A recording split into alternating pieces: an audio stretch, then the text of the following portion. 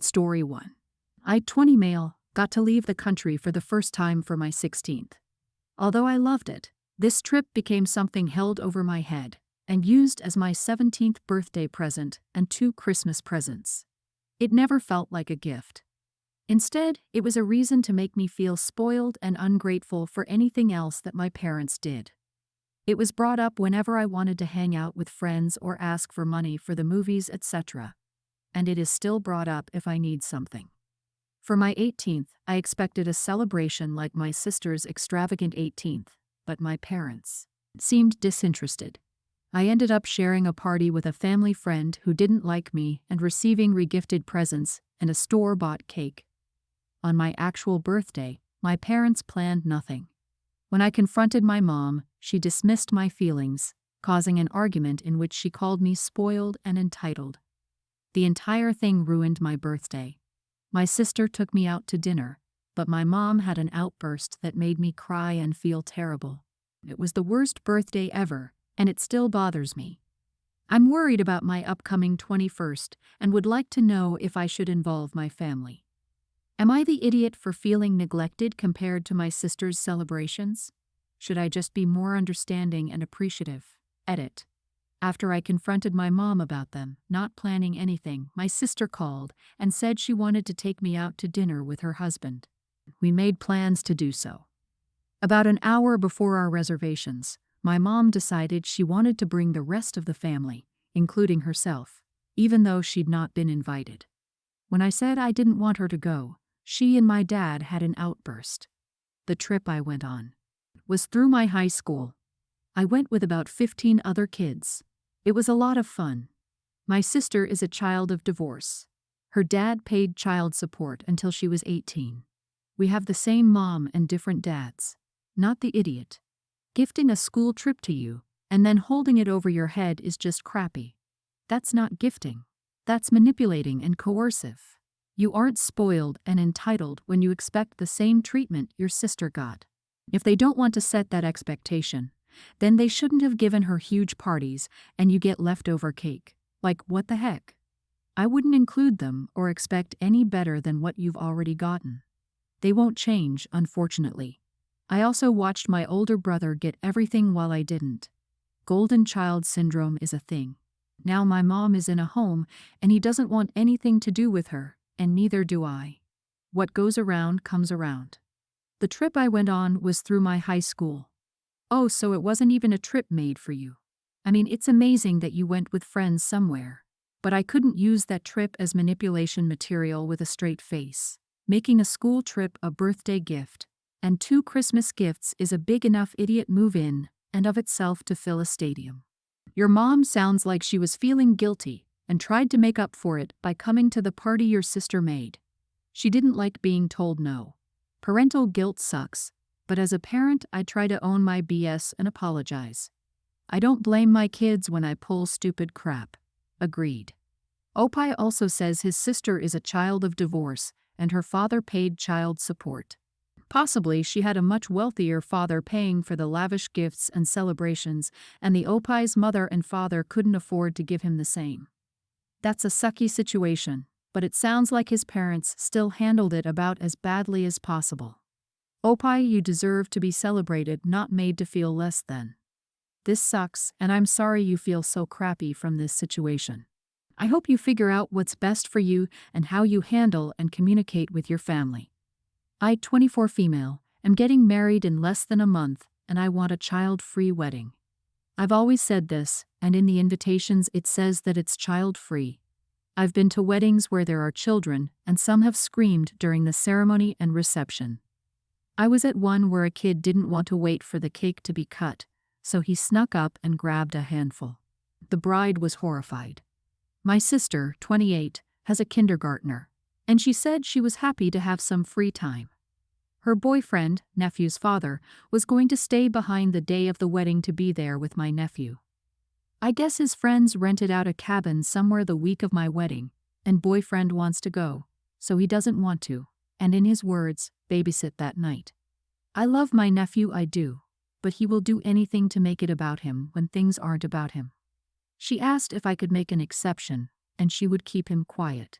I don't trust her in this situation because my grandmother recently had her 80th birthday and my sister promised our family that she'd keep him calm. He broke away from her, blew out our grandmother's candles, and pushed the cake off when my dad tried to redirect him. She said she couldn't find someone to watch him, and I said I would help her find someone. She said she doesn't trust him with anyone, so I told her she needed to tell her boyfriend that it's not babysitting, and he said he'd be there for her and their son during that night. The venue has open water and a lot of open fields. I also don't want him to get hurt because he loves to run around and get into trouble, and she rarely stops him. So I've told her I'm sorry, but I can't. She called me an idiot for inviting our cousin, who turned 18 in December. I told her she was an adult and could watch and care for herself during this event. There will also be alcohol and other activities later in the night. I don't want a child around that. Our cousin is even leaving before we do the other stuff. She'll only be at the reception for an hour or two. She says she barely turned 18. I'm your sister, and you can't do this for me. Edit, I've talked to my fiancé about hiring security. I don't want to take away my guest time from having fun. This is all so sad to me because she's my only sibling, but she tries to pass him off to other people when she gets tired. I can't do it. Not the idiot. She's clearly demonstrated that she can't control the child when she says she will. Oh, and tell her boyfriend that parenting is not babysitting. This is a different issue. But it's not your problem. You're right, he did make a promise, and now wants to renege. It's not your relationship to micromanage. If your sister wants to allow it, let her. You've offered help finding a sitter. That's the best you can do. If she doesn't attend because her boyfriend can't keep a promise, that's her problem. Stick to it and have the wedding you want. But he doesn't want to babysit. He wants to go with friends. Boo-hoo. I would definitely tell my sister if I thought her husband was being an idiot. Do not back down. This is her problem to solve. It's your wedding. If your sister can't attend because her boyfriend is being a deadbeat for the occasion, well, make sure someone takes her a slice of wedding cake the next day. Is she comparing an 18-year-old and a kindergartner? Lol, sorry to say, but your sister is literally delusional if she thinks that a small child and an 18-year-old are the same thing. Your sister doesn't want to argue or fight or deal with her boyfriend. You've done what you need to do. Set your boundaries. The rest is up to her. She needs to worry about her son. Don't let it stress you out. Enjoy your day. Congratulations. My 65 female son, 39, is in a long-distance relationship with his fiancée, 28 female. He used to have a place of his own, and I'd lunch with them when she was in town. This happened twice, and we got along fine. My son lost his place and now lives with me, which I don't mind, and he pays his half. The problem is that his fiancée asked if she could visit regardless of the fact that my son's living situation has changed. I wasn't entirely comfortable with this, as we don't know each other well, and I thought it would be awkward and tense. However, I owed her a chance which would allow us to start bonding. She even said she wanted to cook a meal for us, which I thought was a nice gesture. She was a bit standoffish. She'd perk up and try to participate if it was all three of us, but she fell flat when she and I were one-on-one. She never greeted me if I didn't greet her first, never used my name when addressing me, though I used hers, always gave one-word answers when I tried to engage her, and never tried to engage me back. If I handed her something, she didn't thank me. When we spoke, she'd avert her gaze. When I made dinner for us one night, she told my son she didn't feel well, delayed us while in the bathroom for half an hour, came to the table with a heavy sigh, and rejected my main course, politely but with no explanation. All told, I sensed she had no interest in building rapport with me, and I was just an obstacle between her and my son. I always ensured that I saw her only in common areas and stayed far away from my son's room the entire time. My attempts at conversation were always neutral and light, with no invasive or probing questions. I hit my breaking point one night and confessed to my son I was hurt she had no interest in me and felt she'd been rude. He tried to comfort me, but was offended at me for thinking she'd drive a wedge between us and he'd allow it. He later told me she was livid. He'd spent so many hours talking to me that night after all the trouble she took to come see him. However, he also admitted that the two of them had never seen this as a get-to-know-you session, and that she was just there to see him. Our bonding as a family could wait. I said this was understandable, but I wish they'd just stayed somewhere else, like an Airbnb, if that was the case. Why ask to visit my home for over a week just to feel like I'm in the way? If bonding as a family could wait, then couldn't our first time living together for over a week have waited too? The meal she promised never got cooked, and I had to discard all the ingredients I bought. She offered no apology or money. A few months later, she wants to visit again, and my son doesn't understand why I'm pushing back. Their story is that if she behaved badly, it's only because she takes a while to warm up and was also trying to stay out of the way. Knowing her visit was an imposition, she cried, said sorry, and that she actually loves me. I don't buy it. She doesn't want to know me, and so I don't want to know her either. This is fine and typical of in-laws, and we're under no obligation to be each other's friends. But if you're going to treat me like I don't matter, don't ask to do it right in front of me in my own home again. I'd also prefer not to know they're having intimacy while I'm nearby. Am I the idiot for interpreting her behavior as rudeness or disinterest and not wanting her to ever stay overnight again? Why is your son comforting you, and why would any of her behavior be translated into driving a wedge between you? She's done nothing to you, but just be a little nervous and awkward. Oh, and threw an hours-long toddler tantrum to boot. How old are you? Are you 65 or 6? You didn't raise any concerns until you reached your breaking point. Do you like drama? Do you like being your son's special lady? Because of the bad behavior shown here, almost all came from the person thinking she was morally superior. And it's you. You are the idiot op. Are we really just going to skim over the fact that op thought it was rude that the girlfriend had an upset stomach? Like really? Probably declined the main course because she knew it would make her stomach issue worse. Does she really need to explain that at the dinner table after she was just in the bathroom for half an hour? I'm sure she knew they were waiting and felt bad enough already. Surely Opie would have found some reason to pick apart her explanation, to which she was not entitled, even if it was given. I get the feeling this mother-in-law is pretty overbearing and scary, to be honest. I mean, Opie was talking about his son's fiancée driving a wedge between them. Ro is almost 40. There's also no mention of a significant other in the story, so I wonder if Op's alone and really clingy with her son because of it. He's engaged.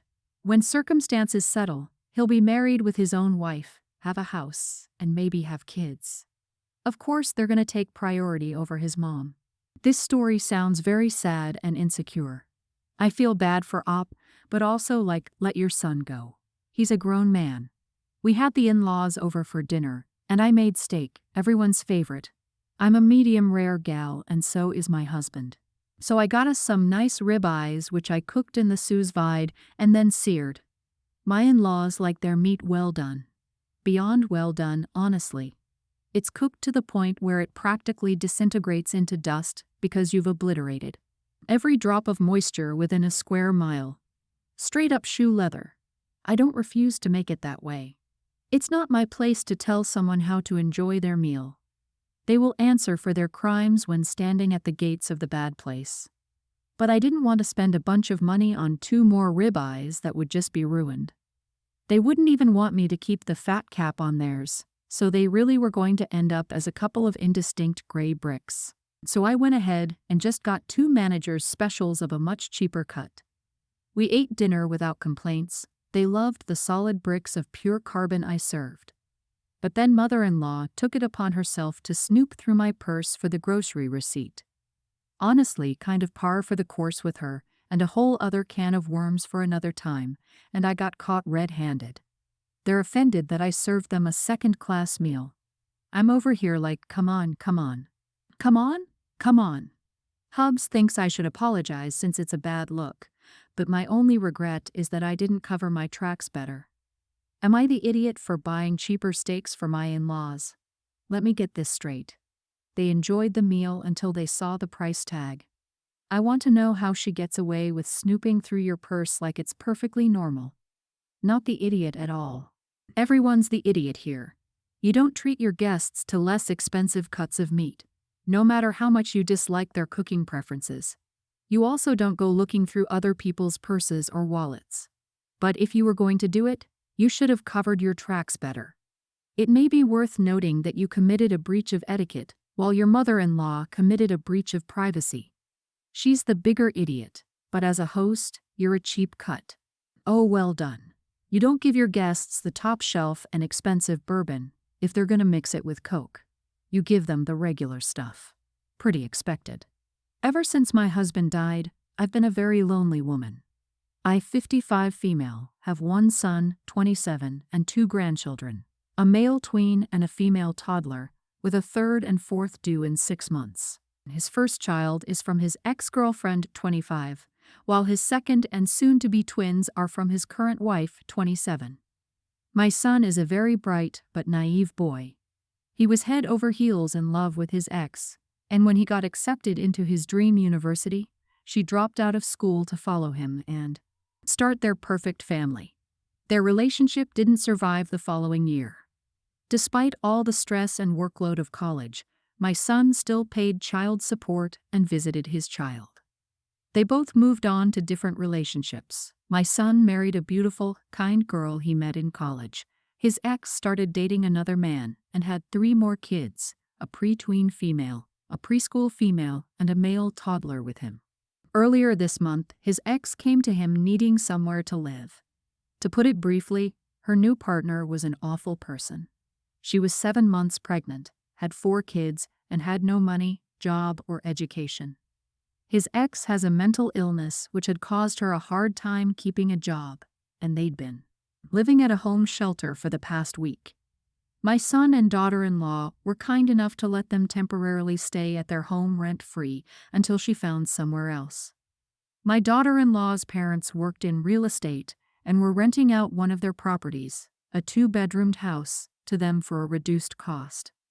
My son and his wife had been having financial troubles ever since their daughter was born premature, and with the twins on the way, I thought they would need a larger home. In the 1990s, I inherited a spacious house from my grandparents with 7 bedrooms and 3 extra rooms turned into an office, library, and art studio. My husband and I, as an otherwise regular middle-class couple, were incredibly thankful for their generosity. It's so large that it can technically be considered a mansion, and I've been living in it all alone after my husband's death. I discussed it with my son and daughter-in-law, and we agreed it would be best if they moved in. After all, this house is way too big for one woman. However, my son's ex and her kids would not be allowed to join them. My grandson would be allowed to stay if he had nowhere to go, but the rest of the family had nothing to do with me. Don't get me wrong, I empathize with her situation, but at the end of the day they're not my family. I worry about potential tensions that could arise. Pregnancy is stressful enough. It wouldn't be fair for my daughter-in-law to share her husband with his ex. I refuse to let my beautiful home become a breeding ground for dysfunction. I talked this over with my daughter-in-law's parents, and they decided to give the ex 1 month to find somewhere else to stay while my son prepares to move in. The ex is absolutely livid with me for trying to tear apart her family. I explained to her that it was my house, my rules. Am I the idiot? Not the idiot. Sure, her situation is awful, but you're not obligated to shelter her and 3 kids who aren't related to you at all. If your son and his wife want to help, that's really kind of them. But you can make your own decisions. Your points are valid. It would not be a good idea to have your son, his wife, his ex, and so many kids under one roof, especially since she's pregnant. I hope this woman finds a place to stay and a partner who loves and supports her. But this is not your problem. Really, can you imagine? She came crawling back and expected him to start being her husband right in front of his actual wife. She would 100% try to treat her ex as a husband and expect him to do for her like he's doing for his actual wife. I'm sorry the ex is in a bad position, but I would never allow her to move in. Honestly, the maths is killing me. They all need some education and a healthy supply of protection. The son was 17 and had his girlfriend pregnant. Am I too tired to read this right? And then she had more and more kids. How can people afford this? And not the idiot. It's your place to do what you will. But your son and his ex need to stop and think about consequences and actions. I say this with a brother with 8 kids by 3 mothers, and he can't figure out why he's not winning in life. Thank you for watching.